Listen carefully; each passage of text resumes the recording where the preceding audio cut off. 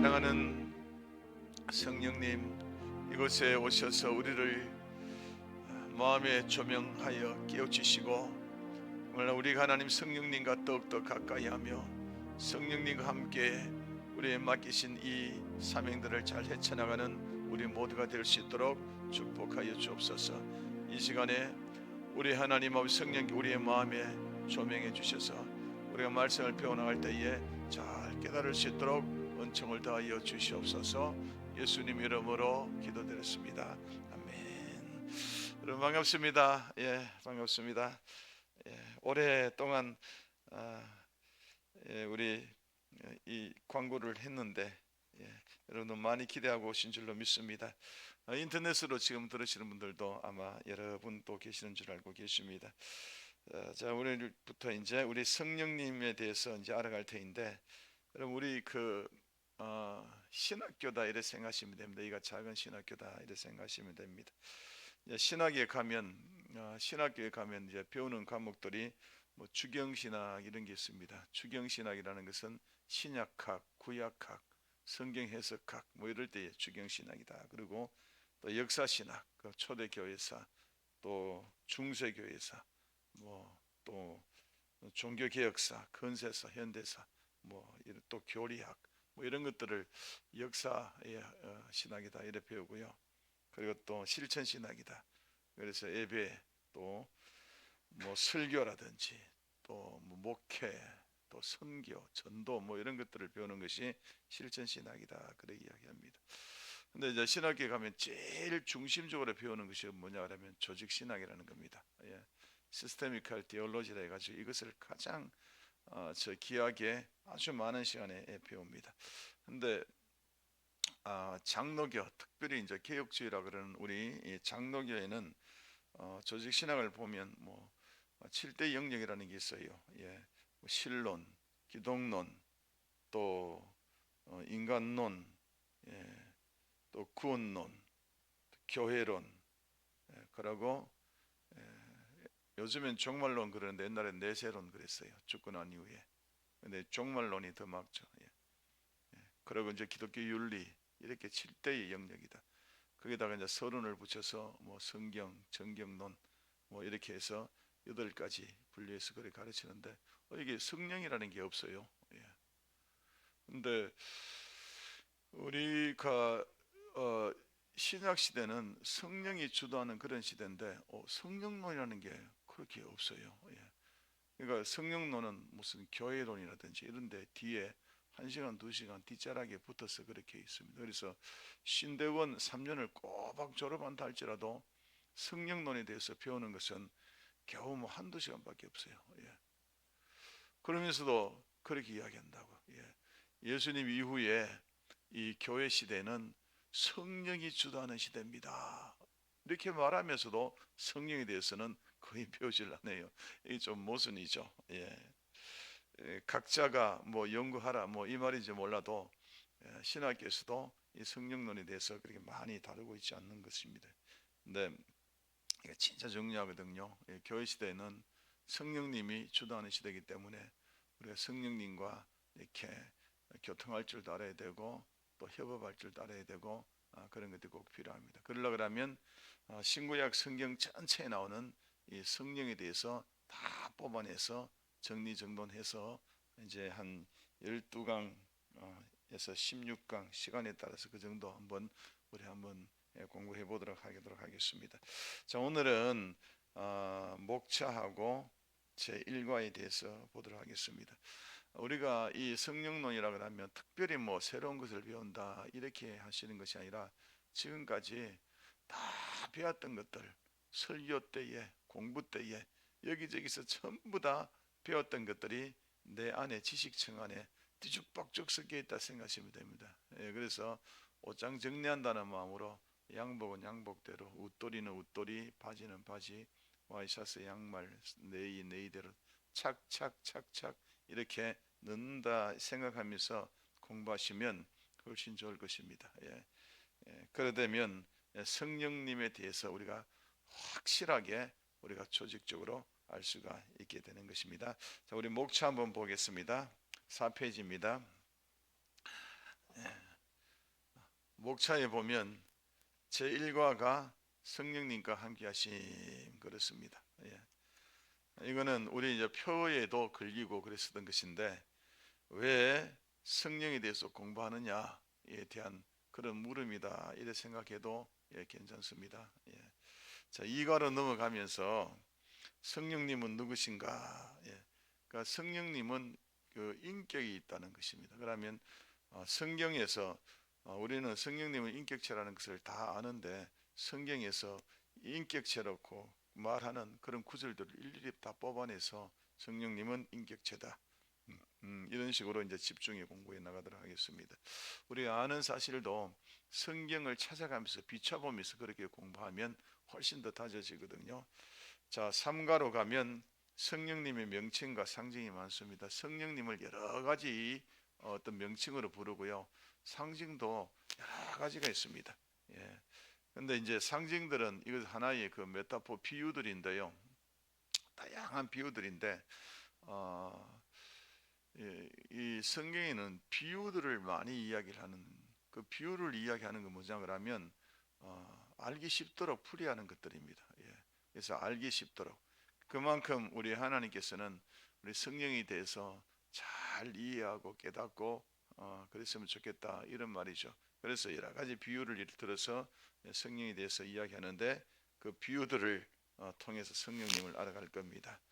그리고 이제 사과라고 하면 성령님이 구약 시대에도 또 존재하셨고 예수님 때도 존재하셨고 또 신약 시대에도 존재했단 말이에요.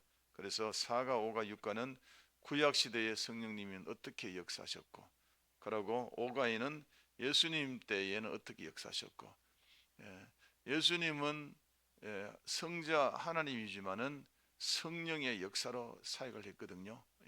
그래서 예수님이 어떻게 성령의 능력으로 사역했는가, 성령님 어떻게 역사하셨는가 이게 제5가에 다루고 신약 시대 때에 성령님 어떻게 역사하는가 여기서 6가까지 다루도록 하겠습니다. 그리고 7가로 가면 성령님의 전체적인 조직 신학적 관점에서 사역에 대해서 쭉 공부를 할 겁니다. 성령님이 이런 일 하시는구나, 이런 일 하시는구나 이런 것들에 대해서 전체적으로 이해할 필요가 있습니다.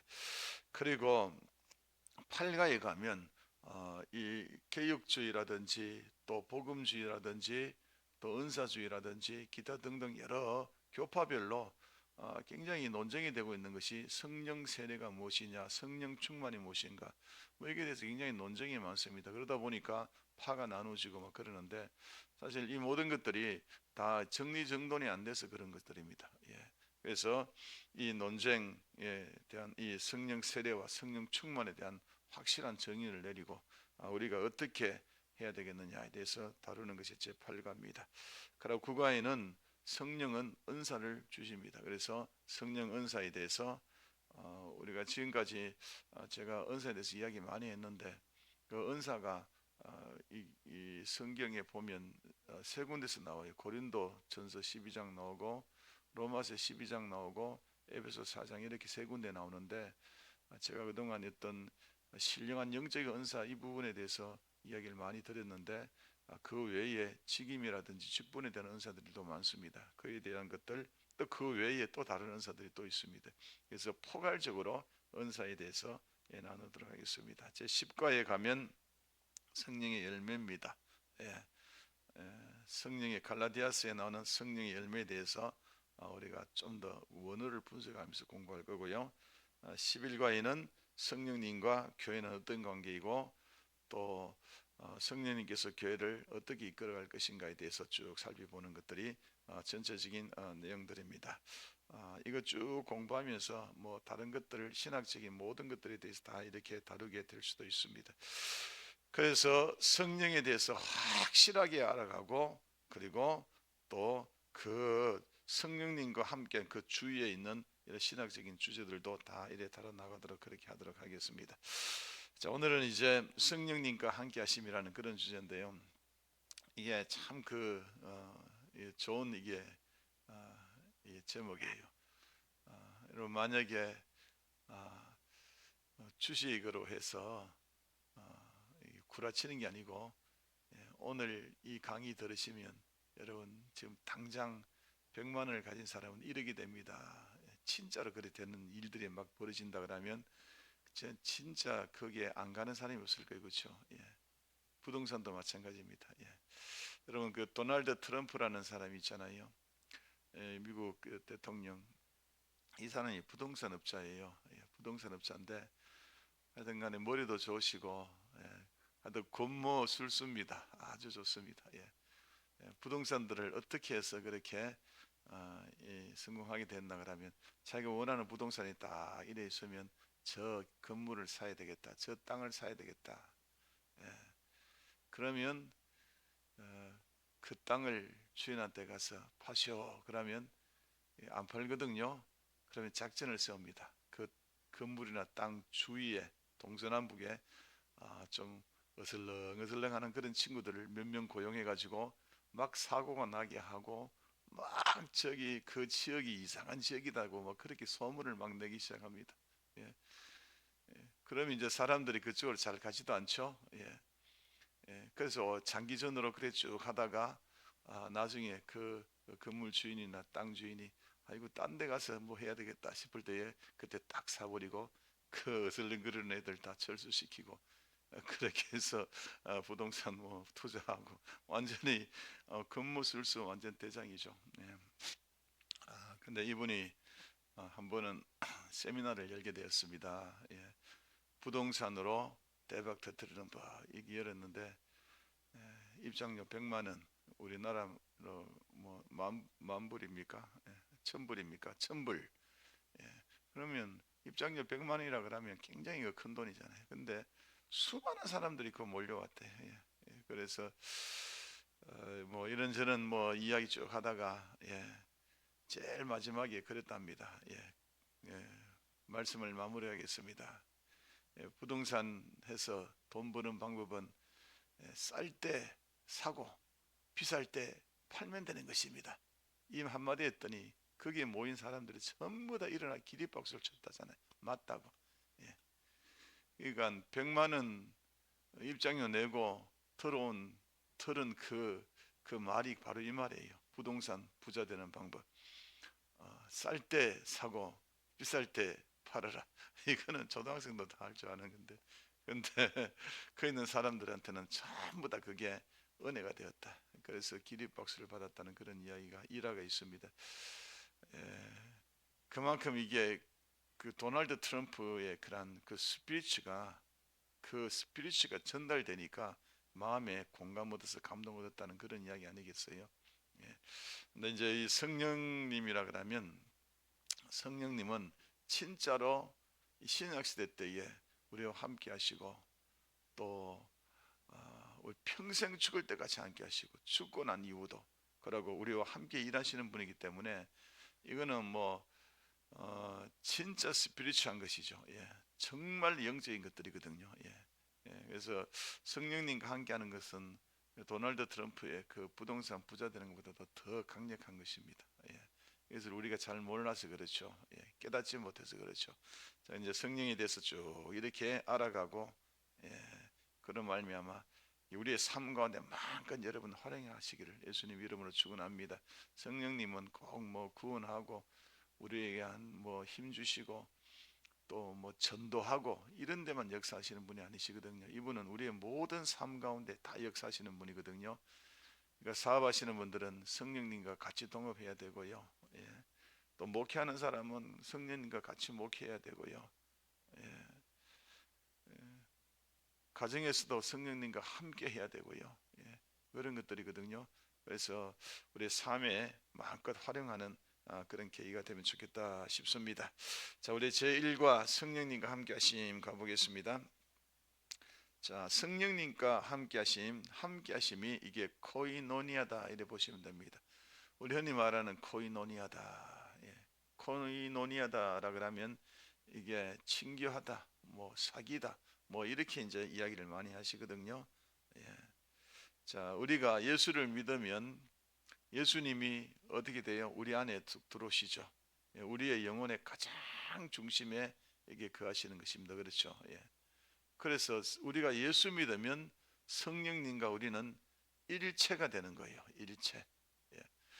저 자기 저 구발리 하늘에도 성령님 계시지만은 내 안에도 거주하는 거예요. 예. 예. 실제에 거주한다 이렇게 이야기하거든요. 예. 그 우리 더 알기 쉽게 한다면 우리 결혼을 하면 법적으로 부부가 되잖아요. 그러고 한 집에서 한 이불 밑에서 같이 밥 먹고 살아갑니다. 그렇죠? 예. 결혼하면 같은 집에서 살아가는데 성령님이 우리의 영혼에 들어온다는 것은 이거보다 더 가깝다. 예. 이보다 훨씬 더 가깝다. 예. 그래서 우리의 가장 가까운 데 계시는 인격체가 성령님이시다. 그래서 우리가 성령님을 알아야 되고 성령님과 교통하는 법을 우리가 배워야 된다. 바로 이런 이야기입니다. 자, 성령님은 우리에게 무슨 사명을 주시고 어떤 일을 주시기 전에 성령님이 가장 먼저 하기를 원하는 것은 뭐냐 하면 우리 안에 성령님이 계신다는 걸 알고 서로 먼저 친교하기를 원하신다는 겁니다. 이게 성령님이 먼저 원하시는 거예요. 먼저 원하시는 거예요. 성령님이 우리 안에 들어와서 친구도 되시고, 예, 우리 신랑이 되시고, 예, 우리 안에서 나와 함께 친교하기를 그렇게 원하신다. 이걸 가지고 우리는 성령님이 우리와 함께 하십니다. 그렇게 이야기하는 것입니다. 예. 자, 고린도후서 13장 13절 읽어보겠습니다. 시작. 주 예수 그리스도의 은혜와 하나님의 사랑과 성령의 교통하심이 너희 무리와 함께 있을지어다. 이 교통이 코이노니아거든요. 예. 성령님의 교통이 우리 가운데에 있기를 원하노라. 근데 코이노니아라 그러면 두 가지 의미가 있습니다. 예. 하나는 뭐냐 그러면 진짜 그 말대로 친교, 교제, 교통. 예. 그래서 코이노니아라는 것이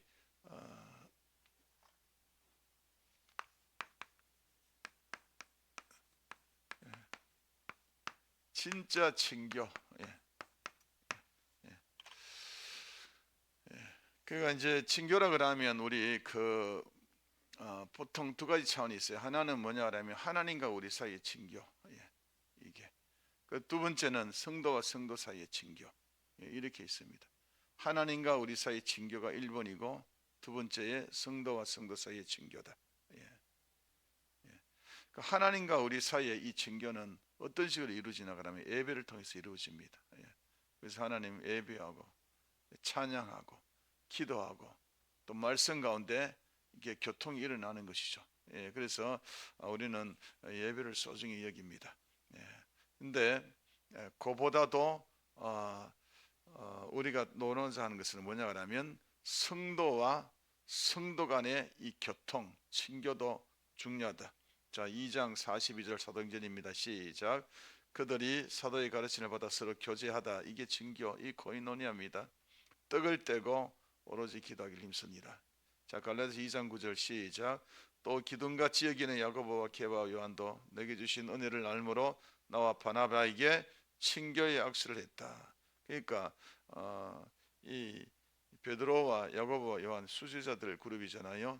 이들이 바나바와 바울에게 친교의 악수를 했다. 그렇게 이야기하는 것입니다. 그런데 이 친교라는 것이 하나님과 우리 사이에는 예배라는 것은 이거는 다이렉트로 성령님과 연결되는 거기 때문에 영적이라는 것은 이거는 당연한 건데 이게 여기서 보시면 성도들이 서로 코이노니아하고 또 여기에 예수님의 수제자와 바울과 바나바가 친교의 악수를 했다 그렇게 이야기하는데 이것도 코이노니아라고 이야기되거든요. 근데 이때는 어떤 거냐 그러면 성령님의 그러한 교제를 기초로 그렇게 되는 것입니다. 예, 사람과 사람 사이에 이 교통이 다이렉트로 연결되는 것이 아니라 성령님이 계셔서 이렇게 연결되는 것입니다. 이렇게. 예. 이게 성경에서 말하는 친교입니다. 그래서 우리가 성도와 성도 간에 또 부부간에도 마찬가지입니다. 예, 만약에 믿는 부부라 그러면 여보 당신 뭐 같이 살다 보면 서로 안 맞고 또 싸울 때도 많고 그러잖아요. 그러면 성령님의 이름으로 싸우셔야 된다. 예, 다투셔야 된다. 예, 이해되셨죠? 그 안에 성령님이 안 계시면 깨지 가지고 이제 헤어지게 되는 것입니다. 예, 그러니까 사람과 사람 사이에 예, 이 성령님의 임재하심 가운데서 친교가 이루어져야 된다. 이런 이야기입니다. 아셨죠? 예. 그래서 남전도에다 여전도에다 우리 목장이다 이럴 때는 그곳에 누가 함께 계신다고요? 성령님이 계시고 성령님 임재 가운데서 서로 교통이 일어나야 된다. 저는 이런 것들이 좀 아쉬울 때가 조금 많죠. 우리 교회 가면 뭐 열심히 이렇게 무슨 회, 무슨 그룹들 뭐 모여서 열심히 봉사하고 또 열심히 이렇게 좋은 것을 해보려고 노력하고 뭐 프로그램들 짜고 뭐 이런 걸 다 소중합니다. 그러나 그 안에 성령님이 빠지면 그거는 아무것도 그런 교회가 아닙니다. 예. 뭐 다른 산악회라든지 YMCA 이런 데에서 더 조직적으로 더 잘 놀 수 있습니다. 예. 그런데 놀더라도 조금 서툴더라도 성령님 안에서 노는 법을 그렇게 배워야 된다는 그런 이야기입니다. 그래서 늘 성령님이 중심에 서야 된다. 그래서 이제 무슨 회의를 한다라든지 무슨 일이 있으면 이렇게 기도하면서 결정하고 기도하면서 내 마음속에는 이런 마음을 주시는데 우리 형제님, 우리 장로님, 우리 권사님은 어떻습니까? 그렇게 서로 물어보면 그렇게 하면서 이렇게 또 이것이 일을 결정해 놓고 이게 성경적인가 비성경적인가 이것들도 판단해보고 뭐 이런 것들이 꼭 필요하다는 그런 이야기입니다. 룻기스에 가보면 그런 얘기가 잘 나옵니다. 예. 나오미가 있죠. 시어머니 나오미가 있고 그 두 며느리가 있는데 이름 기억납니까? 하나는 오르바고 하나는 룻입니다. 예. 그런데 이 시어머니가 나오미가 너무너무 좋은 사람처럼 그렇게 나옵니다. 예. 그래서 이 시어머니는 이 며느리를 자기 딸처럼 그렇게 얘기했던 것 같아요. 그러다 보니까 너무너무 사이가 돈독하거든요. 예. 정말 사이가 좋습니다. 시어머니와 며느리가. 예. 그런데 아들들이 다 죽고 예. 다 과부가 되어서 예. 이 나오미가 자기의 이제 고향 모압에서 고향인 이 베들레헴으로 돌아가려고 그러면서 하는 말이 있습니다. 예. 오르바와 룻을 불러서 야야 나는 내 고향 땅으로 갈 모양이세 너희들도 너희 친정으로 다 돌아가래 이렇게 이야기했습니다. 예. 그랬더니 이 며느리가 시어머니하고 헤어지기 싫다고 울고 불고 시어머니가 한만 해도 나는 못 갑니다 막 그러고 그랬는데 몇 번이나 그렇게 시어머니가 딱 이야기하니까 오르바라는 이 며느리는 이제 그렇게 울면서 이제 자기 친정으로 돌아갑니다. 근데 룻은요 안 돌아갑니다. 끝까지 시어머니 붙들고 늘어집니다. 그때 하는 고백이 있습니다. 그 뭐냐 그러면 시어머니의 하나님이 내 하나님이 됨이라 이렇게 이야기합니다. 예, 그게 바로 이런 이야기입니다. 예. 나오미는 며느리 오르바 그러고 며느리 룻이 있었는데 예. 이 오르바하고 나오미는요 예. 이 인간적인 관계에서만 그렇게 관계를 맺었던 것이죠. 예. 예. 그러니까 인간적인 관계에서 관계 맺다 보니까 어떤 조건이 형성되니까 이게 끊어져 버리고 말았습니다. 예. 그런데 나오미와 룻은요 인간적인 관계뿐만 아니라 성령님께서 역사하신 것입니다. 예. 그래서 성령님 안에서 같이 교제했습니다. 그러니까 이 관계가 끊어지더라도 하나님과 이 관계는 절대 끊어지지 않거든요. 그래서 나오미와 룻은 하나님 안에서 끝까지 하나 됐다는 그런 이야기입니다. 예. 그래서 여러분 사람과 사람 사이에서 어떤 교회 안의 단체다 그러면 거기서 어떤 일을 모사하고 논하고 할 때에 성령님 인도함을 받으려고 하지 않으면 그거는 깨지고 맙니다. 나중에 항상 문제가 생기게 되어 있습니다. 그렇기 때문에 늘 성령님이 함께하도록 그렇게 기도하는 마음으로 그렇게 이제 하셔야 된다, 그런 이야기입니다. 이게 성도 간의 코이노니아다. 성도 간의 코이노니아 바로 이런 것이다. 가정에서도 마찬가지입니다. 여러분, 가정에서도 보면 여러 가지 의사결정해야 될 때가 있고 먹고 살려고 하면 서로 이렇게 이야기를 많이 해야 되잖아요. 그럴 때에 먹고 사는 이 세상의 그런 눈으로 하다 보면 분명히 이거는 서로의 생각이 다르고 깨지고 싸우고 할 일이 많아집니다. 그러나 기도하면서 예배 드리고, 그래서 가정 예배 드리고, 여보 당신은, 나는 기도하는데 이런 마음 오는데 당신은 어떠냐고, 나는 이런 마음 오는데 당신도 한번 기도해 보라고, 이러한 영적인 교통이 꼭 있어야 되는 것입니다. 아셨죠? 그래야지 이게 부부간의 영적인 코이노니가 이루어지는 그런 이야기죠. 그래서 저는 우리 성도들의 가정에 가정 예배 드리는 것을 무척 권장합니다. 아이들이 있고 그러면 가정 예배 드리면 그게 또 추억도 되고 그렇습니다. 그래서 이제 교회 안에서도 성령의 임재, 성령의 인도하심에 따라서 교제가 일어나고 뭔가 사역이 일어나고 그래야 되는데, 그게 잘 안 되면 교회가 프로그램화가 됩니다. 프로그램화가 되고요. 또 거칠에만 번들번들할 때가 굉장히 많고요. 그렇습니다. 근데 교회는 그런 프로그램이 부족하고 거칠애가 화려하지 않더라도 야성이 있어야 됩니다. 여러분 따라합니다. 교회는 야성이 있어야 된다. 그래서 목장에서나 남성교회에서나 여성교회에서나 중보교팀에서나 그냥 그곳에서 막 정말 뜨겁게 기도하고 성령의 역사는 이러한 역사가 있어야 된다. 가정에서도 마찬가지입니다. 정말 그곳에서 막 기도하고 그냥 야성적인 그런 기도, 하나님의 역사가 일어나고 뭐 이런 것들이 막 일어나야 된다. 근데 프로그램이라든지 뭐 거칠에만 신경 쓰면 그거 전혀 못합니다.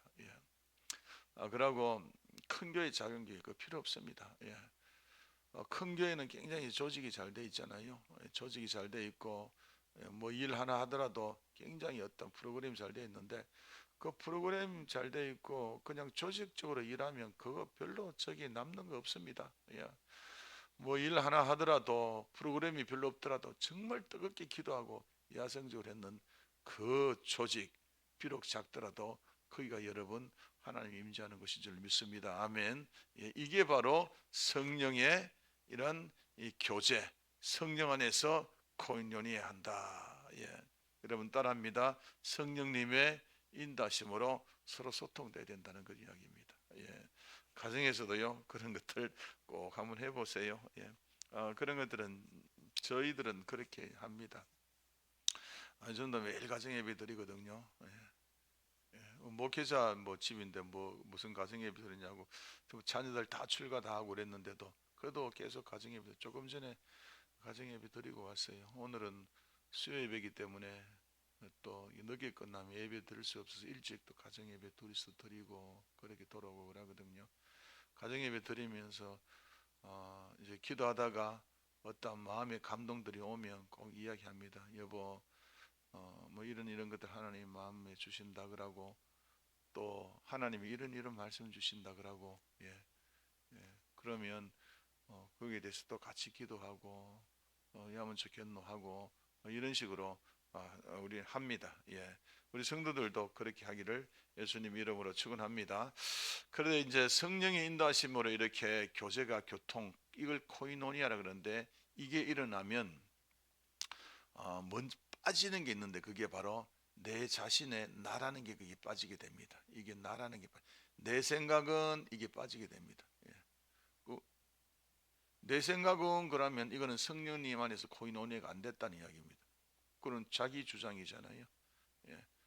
그러니까 내가 기도하기는 내 마음에 성령님 이런 감동 주십니다 라고 나와야 되죠. 내 생각에는, 내 경험에는 다른 교회에 그런 걸 했는데 보니까 경험상으로 볼 때는 그게 아니더라, 그러면 안 되는 거죠.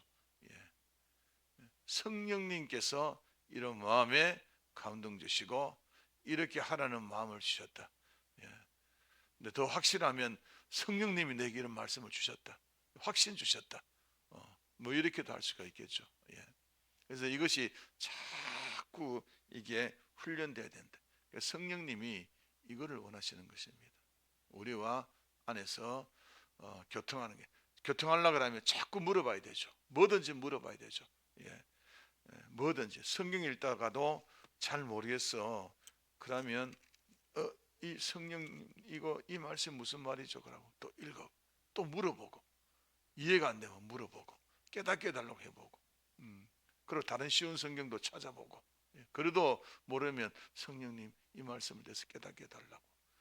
그리고 이제 연말 되면 이제 연초 말씀을 다 우리 성도님께 드리잖아요. 그러면 그 연초 말씀들을 그거를 받고 좋은 말씀이네, 좀 그렇네, 그렇게 넘어갈 일이 아니라 거기서 이해 안 되면 성령님께 물어봐야 된다고. 그러고 그 말씀 받고 성령님 내가 이 한 해 어떻게 살아, 우리 교회 우리 가정에 내 자신의 슬로건이나 이게 이 뭐를 그려야 되겠습니까? 내 자신의 표, 교회가 표어 있듯이 내 자신이 25년을 살아가는 표가 뭐겠습니까? 우리 가정에 뭐겠습니까? 이래 물어보면서 구체적으로 그렇게 또 시를 뽑아내야 됩니다. 그러니까 말씀 딱 드리면 그거로 끝 아니라 그 말씀 놓고 기도하면서 시를 뽑아내야 된대. 그러니까 이 말씀은 뽕나무 잎이라 보시면 돼요. 그러면 너희가 그 뽕나무 잎을 먹으면서 씨를 뽑아내듯이 이 씨를 뽑는 것은 자신이 뽑아야 되는 것들이에요. 이해되셨죠? 그 씨를 뽑는 거 이거 잘 모르겠으면 저한테 물어보면 또 뽑는 방법 가르쳐 주고 또 기도하고 또 지도해 드리도록 그렇게 하겠습니다. 어쨌든 간에 그렇게 모든 것들이 성령님 안에서, 성령님 어떡할까요? 성령님 어떡할까요? 성령님 이건 이런데 어떻게 하면 좋겠습니까? 성령님 이건 어떻게 됐습니까? 내 안에 성령님이 계시는데 성령님이 그런 것을 원하셔요. 그 묻고 답하고 묻고 답하고, 때로는 성령님이 안에서 뭐 또 질문할 때 있습니다. 야 이런 거는 너는 어떻게 생각하노? 그렇게 기도하는 가운데 너는 이거는 어떻게 하면 좋겠노? 이래 또 물어보기도 합니다. 왜냐하면 성령님께서 우리가 정말 더 깊은 교통을 할 수 있도록 자꾸 그 발판들을 만들어주고 환경들을 조성해 나갑니다. 그래서 우리가 그런 환경 속에 들어가야 됩니다. 운전하시는 분은 참 하기 참 좋습니다. 저 서울에 있는 그 카카오 택시 운전하는 한 장로님이 계시는데 그 장로님한테 그거를 가르쳐 줬어요. 자기는 뭐 성경 볼 시간이 없고 그냥 테이프 그냥 듣고 운전하면서 그것밖에 못한다고, 뭐 기도도 할 시간 별로 없고. 장로님 그러면 이렇게 보시면 어떻겠습니까? 라고 그 운전하면서 그냥 눈은 감지 말고 이렇게 기도하고 성령님 이렇게 물어보고 또 불러보고 그렇게 자꾸 교통해 보면 얼마나 좋습니까? 하루에 운전 8시간 한다는데 8시간 동안 그러니까 8시간 기도하는 것입니다. 여러분 맞죠? 그러니까요, 이거는 모든 사람에게 다 해당하는 것입니다. 그래서 성령님은 우리 성도들과 교통하기를 원하신다. 할렐루야, 아멘. 그래서 코이노니아의 첫 번째 스텝은 뭐냐 하면 성령님과 교제.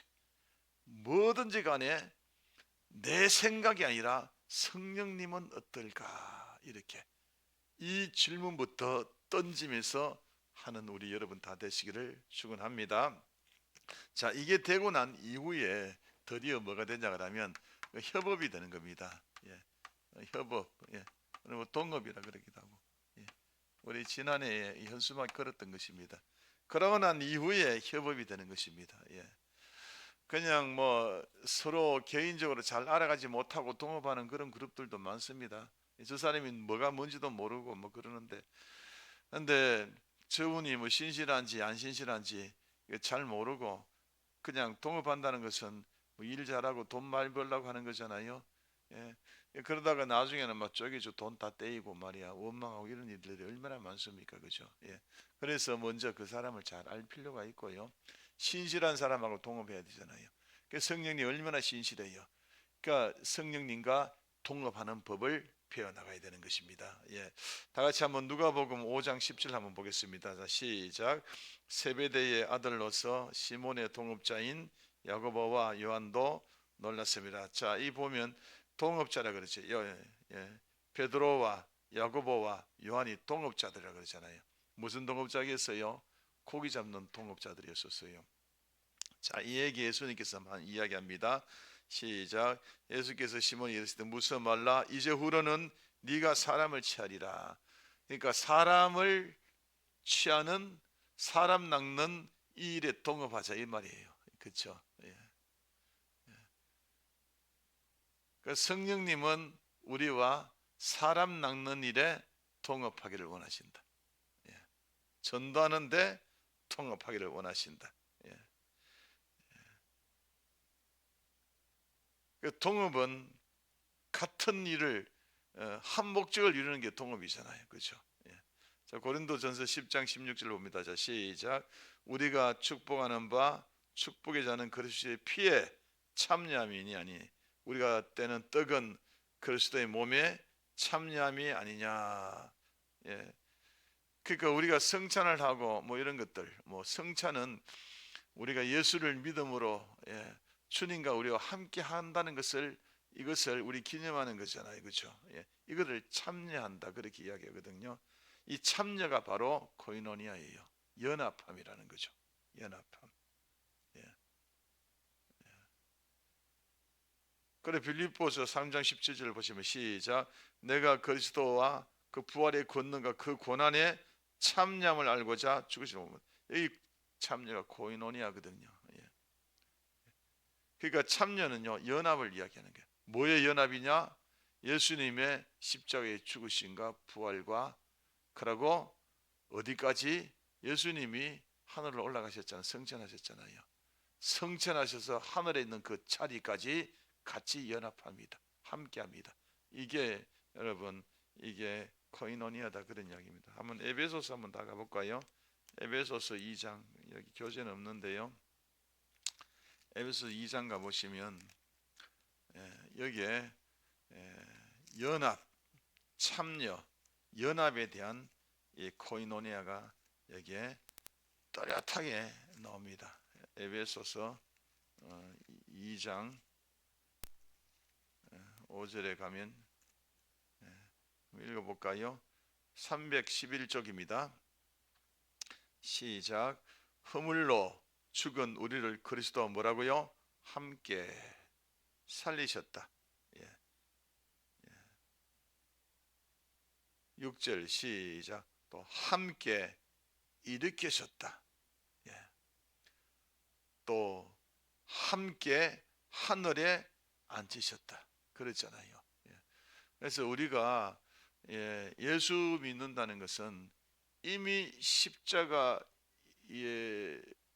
고난에 함께 감당했고 부활과 함께 하늘에 성천하신 하늘에 함께 이게 참여, 이게 코이노니아거든요. 그래서 주님과 우리가 이미 연합됐다.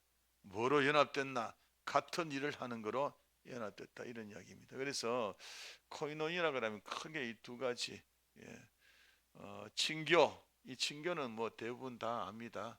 뿐만 아니라 교제뿐만 아니라 협업하도록, 동업하도록 그렇게 이렇게 서로 코이노하는 것이다. 그렇게 이야기하는 것입니다. 한번 정리할게요. 자,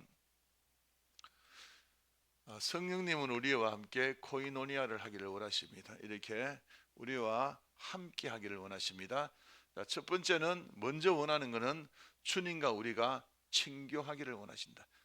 다이렉트로 친교하기를 원하시고, 그러고 성도와 성도 간에 다른 사람과 관계 속에서도 성령님의 그 임재 가운데서 친교를 하기를 원하신다. 아셨죠? 그래서 이제 여기 계시는 분들은 집에 가면 남편과 아내를 대할 때에 그냥 이 마누라가 이 남편이 뭐 이렇게 대하시면 안 돼요. 이제 안 되고 성령님이 우리 가정에 임재했다는 그런 개념으로 대하셔야 됩니다. 아셨죠? 주님의 마음으로 대하고, 대화할 때도 날 그렇게 경건하게 하면 이 사람이 교회 갔다 와서 너무 많이 바뀌었다는 소리를 듣겠죠, 그죠? 그렇게 하면 좋습니다. 그리고 두 번째 코이노니아는 뭐냐 그러면 동업입니다. 같은 일을 하는 것입니다. 근데 이게 같은 일을 하는 것이 보면 사람 낳는 어부다, 이게 전도한다, 여기에 우리 많이 이렇게 초점을 맞추거든요. 이게 이제 장로교의 그런 특징들이에요, 개혁주의 장로교의. 그런데 유럽에서는 이러한 협업한다는 것을 전도한다 이거보다도 또 그냥 일반적인 삶의 비즈니스에 많이 적용을 그렇게 많이 했습니다. 제가 여러 번 이야기했는 건데 사도행전 1장 8절 다 같이 가보겠습니다. 예. 자, 사도행전 1장 8절 187쪽 정도입니다. 시작. 오직 성령이 너에게 임하시면 너희가 권능을 받고, 자, 성령님이 임하셔서 권능을 받아 내 혼자 하는 것이 아니라 성령의 권능이 내게 있다는 이야기입니다. 협업하는 것입니다. 협업해서 시작. 예루살렘과 온 유다와 사마리아 땅끝까지 이르러 내 증인이 되리라. 그래서 우리 개혁주의 장로교 이런 쪽에서는 이거를 예루살렘 온 유다 사마리아 땅끝까지 점점 확장되면서 뭐냐 그러면 복음을 전하는 것, 전도 쪽으로, 선교 쪽으로 그렇게 많이 이렇게 드라이브 시켰습니다. 예. 그러다 보니까 복음이 전파가 많이 됐죠. 근데 유럽에 있는 이런 또 많은 그런 종교 단체는 이거를 그 모든 삶의 영역으로 적용을 많이 했습니다. 그러니까 사업을 하는 사람이라 그러면 처음에 리아카로 채소 장사하다가 조금 더 확장해 가지고 가게를 얻어서 채소 장사하다가 또 확장해 가지고 이제는 그냥 뭐 도매상 하다가 나중에는 그냥 채소 밭도 하고 그러고 도매상도 하고 수출하는 사람이 되었더라, 이런 식으로 적용을 해 나간다는 이야기입니다. 이해되셨죠? 예. 그러다 보니까 유럽에 있는 성도들 중에, 예수 믿는 사람 중에 거부들 굉장히 많습니다. 예. 거기는 재원들이 많습니다. 미국 같은 데는 돈 많은 사람이 엄청나게 많습니다. 예, 예수 믿는 사람들 중에. 예. 그러니까 그 이런들은 이제 적용하는 거죠. 근데 저는 그것도 맞다고 그렇게 봅니다. 그래서 두 가지 다, 하나는 복음 전파에 대해서 선교적인 역량으로 막 이렇게 선교사 배출하고 막 복음이 전파되고 교회가 양적으로 부흥되는 것들도 있고, 두 번째는 성도 한 사람 한 사람의 모든 삶의 영역에 이렇게 사업의 비즈니스가 점점 확장되는 것, 이런 것들도 같이 성령님과 함께 통합하는 것이다. 할렐루야, 아멘. 그래서 우리 성도 여러분들이 그런 통합하는 잘하는 여러분 되시기를 바랍니다. 자, 우리 세 번째에 성령님과 통합한 사례들 성경에 몇 가지 나오는데요. 통합하는 데 있어서 또 학생들이 공부하는 거, 또 학자가 되고 연구하고 이런 것들 다 적용됩니다. 그렇죠? 예. 꼭 장사하고 돈 벌고 이런 뿐만 아니라, 제가 알고 있는 한그 여성도님은 그레이스 한이라고, 이 친구는 그 MIT에서 그 화학 박사의 해가지고 지금 뭐 아주 유명한 대학에서 이제 교수로 그래 있는데, 참 공부하기 얼마나 힘들겠어요. 예. 근데 그 친구는 그쪽에서 난 친구 아니고 한국에서 고등학교 졸업하고 이제 그 유학 간 친구인데, 언어 문제 또 연구 문제 또 외국에 가면 수많은 또 종족들의 그런 또 갈등 문제 이런 거 많은데, 힘들 때마다 하나님께 기도하면서 성령님 도와주십시오 그러고, 또 이게 연구할 때도 성령님 이거 어쩌면 좋겠는겨 이래 물어보면서 그렇게 실마리를 얻었대요. 예. 성령님께서 이거다 이렇게 가르쳐 주지 않았지만은 실마리를 얻었대. 이렇게 실마리를, 이렇게 하면 되구나. 근데 어느 날은 도서관에서 가서 이제 책 보면서 문득 이 책 읽으면 좋겠다는 그런 마음이 또 뭉클하게 주더래. 네, 그래서 그 책을 읽었더니 자기가 막 그렇게 막 연구해야 될 그런 분야들에 대한 그런 자료들이 막 이런 쏟아져 나왔다. 뭐 이런 것들도 제가 들은 적도 있습니다. 그래서 지금 아주 위대한 학자가 되어 있는데 뭐 미국을 빛내는 한국을 빛내는 미국의 3대 뭐 과학자 중에 그 한 사람으로 그래 돼 있거든요. 그레이스 한이라고 있는데 뭐 그런 것들도 이렇게 우리의 삶 가운데에 성령님께서 동업하는 그런 중이 하나일 줄로 믿습니다. 아멘. 그래서 우리 모든 삶의 영역에 그런 역사가 일어나기를 바랍니다. 자, 성령님과 동업한 그 사례들이 사도행전에 보면 8장 26절에서 29절 보면 나옵니다. 빌립 집사님과 사마리아의 사역에 대한 것들인데 같이 한번 우리 읽어보겠습니다. 자, 시작. 주의 사자가 빌립에게 말하여 이르되 일어나서 남쪽으로 향하여 예루살렘 가서 내가는 길까지 가라. 자, 이게 뭐냐 그러면 빌립이 이게 주의 사자, 그러니까 주님이 성령님이 빌립에게 이야기했는 것입니다. 일어나라, 남쪽으로 가라, 가사로 내려가는 길까지 가라, 정확하게 지시했다는 것입니다. 예. 근데 그 길은 뭐라고요? 광야라, 광야길이라는 거예요. 지금 이때에 그 빌립이 뭘 하고 있었는 줄 아신가요? 사마리아에서 복음을 전하는데 이거 막 수많은 귀신들이 쫓아나가고 병든 자가 고침받고 사마리아의 사람들이 막 그냥 이 빌립에게 막 찾아오는 그런 광경이었었어요. 그러니까 빌립이 교회를 개척했다 그러면 완전히 지금은 완전히 부흥되고 있는 상황에서 막 사람들이 막 수없이 몰려오고 있었어요. 이렇게. 예. 그런데 하나님이 빌립 보고 빌립아 사역 그만해. 그러고 저 광야로 가. 이랬다는 그런 이야기예요. 예. 광야에는 사람이 없는 곳이잖아요. 예.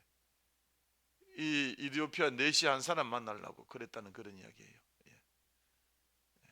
근데 이게 성령님의 인도함을 받지 않으면 성령님과 동업한다는 그런 거 아니면 빌립이 그럴 수 있을까요? 예를 들면 우리 성도 여러분들이 이제 교회를 개척했는데 한 성령의 역사에서 막 그냥 한 2, 3년 만에 1,000명 되는 성도가 됐어. 근데 갑자기 너 그만해. 그러고 자 시골에 산골 도매 산골 그 가구수가 3가구 있는 그곳에 가서 사역해. 그러면 그것을 받아들일 수 있겠어요? 예. 서울에서 내가 강남에서 막 그냥 빌딩이 어부하면서 막 빵빵하게 사업이 잘 되고 있는데 그만해. 저기 은기동에 신기마을 하항마을 중앙마을에 그곳에서 저기 가서 그 저기 노인네들 봉사 좀 하고 와. 그러면 그게 말이나 되겠어요? 예. 근데 그게요, 빌립은 왜 그게 되냐 그러면 성령님과 교통할 줄 알기 때문에 그렇습니다. 예. 성령님이 말씀하셨기 때문에 가는 거예요. 예. 이런 자세가 동업자의 자세입니다. 예.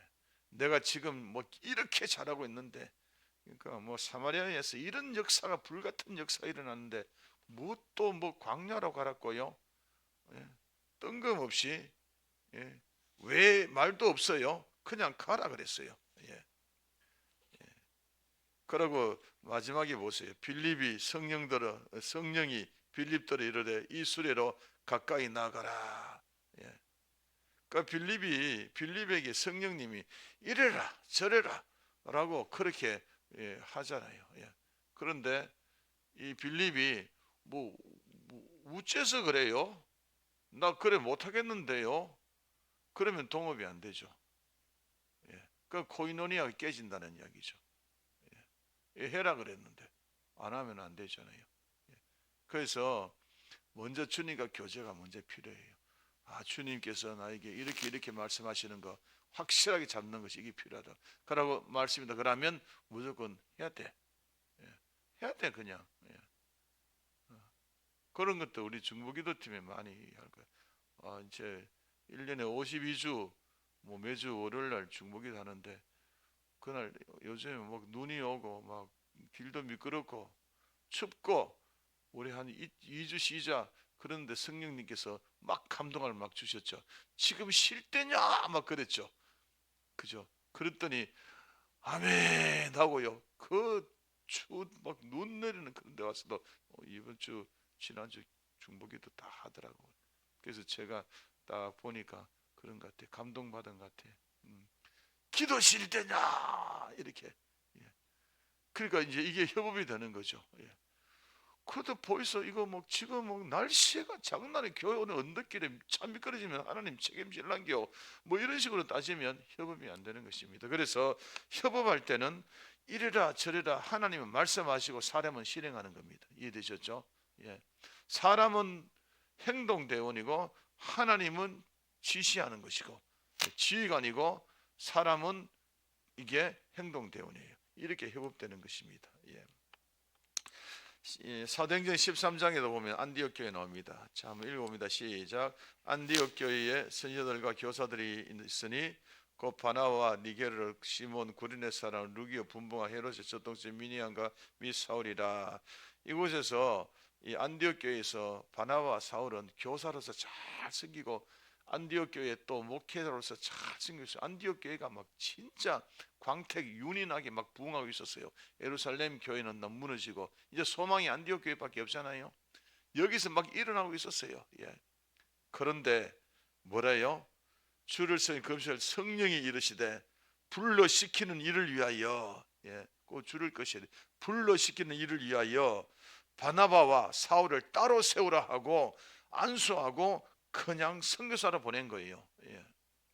지금 사울과 바나바는 이 안디옥 교회에서 엄청난 중요한 그런 요직에서 일하고 있었어요. 예.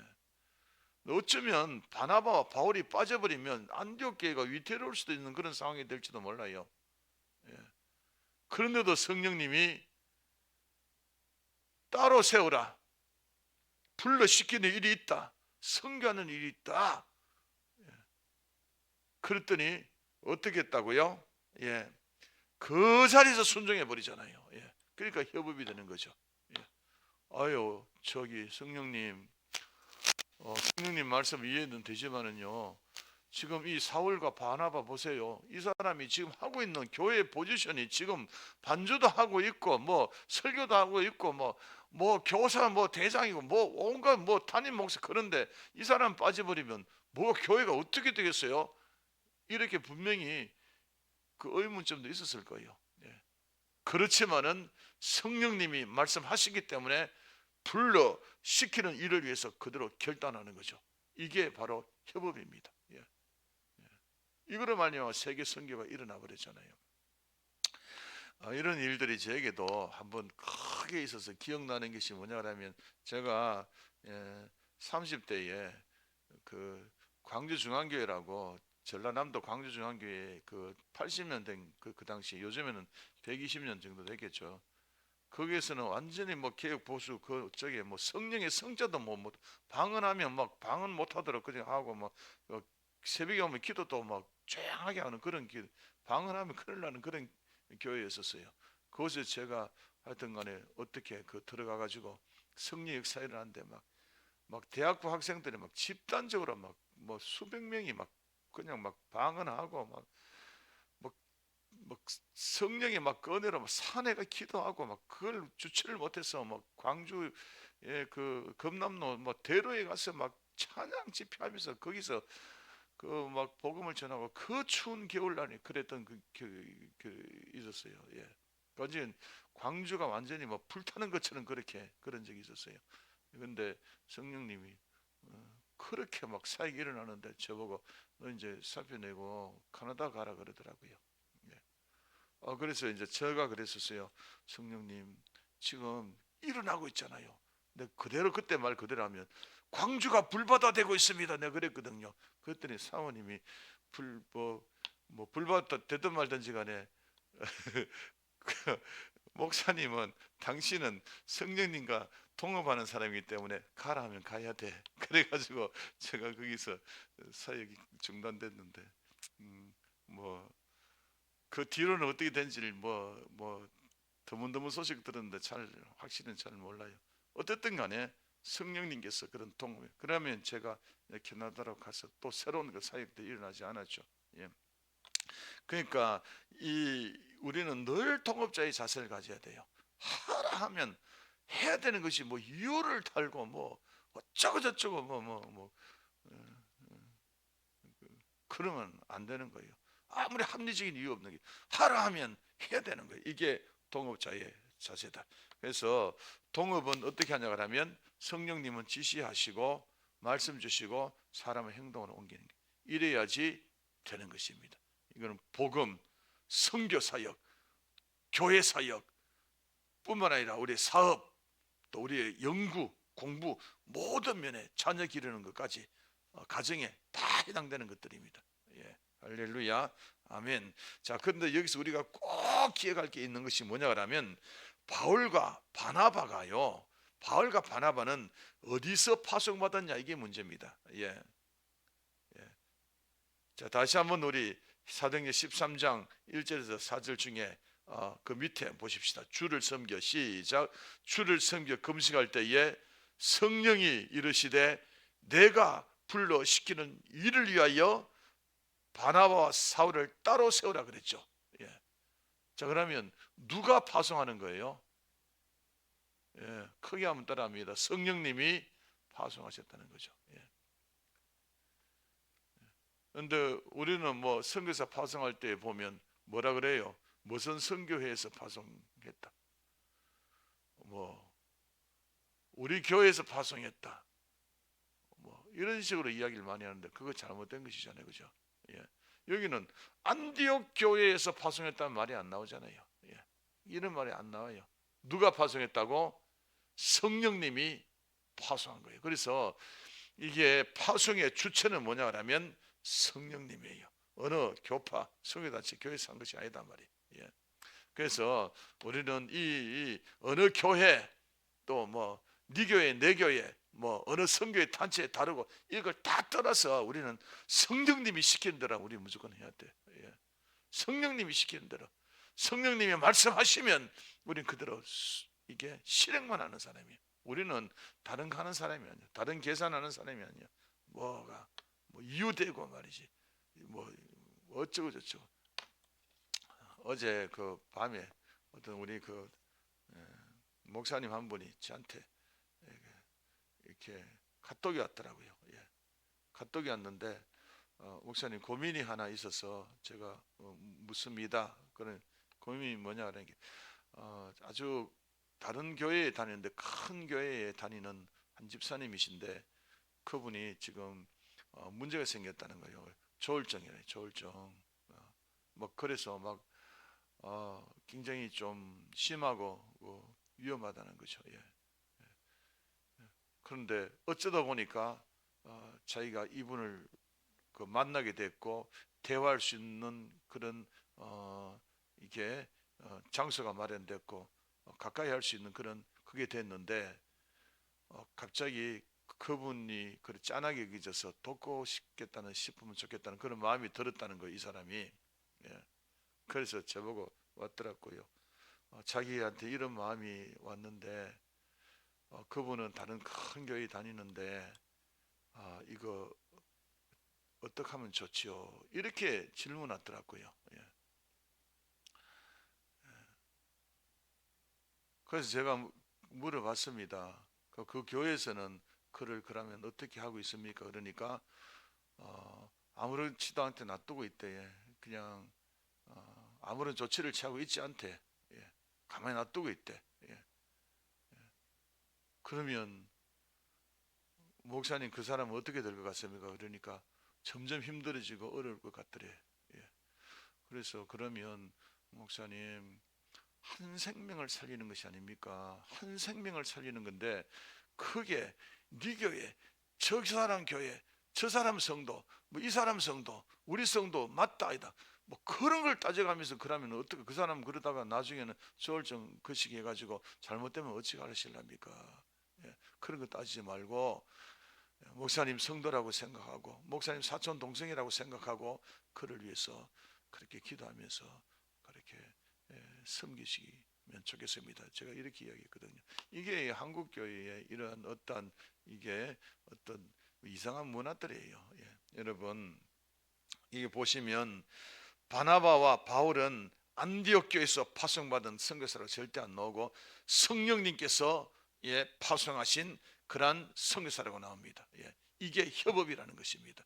성령님께서 내게 어떤 말씀과 감동을 주시고 내게 이러하라 저리하라 하던 그런 것들이 생기면 무조건 간에 우리는 행하는 밖에 없습니다. 이게 협업입니다. 여러분 따라합니다. 성령님은 지시하시고 우리는 행동으로 옮기는 것이다. 아멘.